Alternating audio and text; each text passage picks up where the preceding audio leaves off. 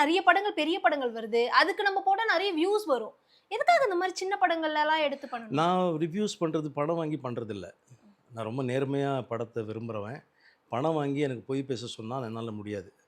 So அதுக்குள்ள நான் போல. அதே மாரி நான் பார்க்குற படம் என்ன பாதிக்கிற படத்துக்கு தான் நான் ரிவ்யூ போடுறேன். நான் வாரம் வாரம் ரிவ்யூ போடுறேங்கிறது இல்ல. இல்ல. அது இப்ப எல்லாரும் சொல்ல ஆரம்பிச்சிருக்காங்க. சார் 1 மினிட் ரிவ்யூ பண்ணுங்க அப்படின்னு. அந்த படத்துல எனக்கு ஏதாவது தோணணும்ல. தோணும். அதுதான் நான் பேசுறேன்.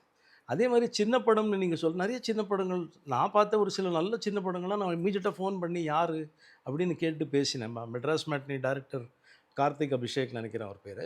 அவர்ட்டலாம் நான் ஃபோன் பண்ணி பேசினேன். அவர் பயங்கர ஷாக் ஆயிட்டாரு. ஓ!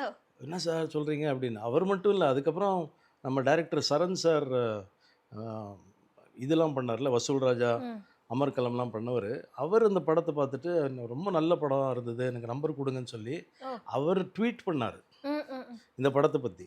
அப்போ ஒரு நல்ல தரமான படம், ஒரு நல்ல கன்டென்ட் போய் சேரணுங்கிற எண்ணம் இருக்குல்ல, அது இருக்கணும். எல்லாமே பணம் இல்ல. கண்டிப்பா. எனக்கு தெரியாமயே நான் 3 பிஹெச்கேங்கிற ஒரு படம் பார்த்தேன்.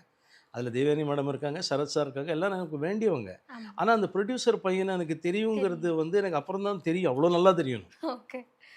ஸோ இதெல்லாம் ஆர்கானிக்கா நடக்கிற வளர்ற ஒரு விஷயம். விஷயமா இருக்கு.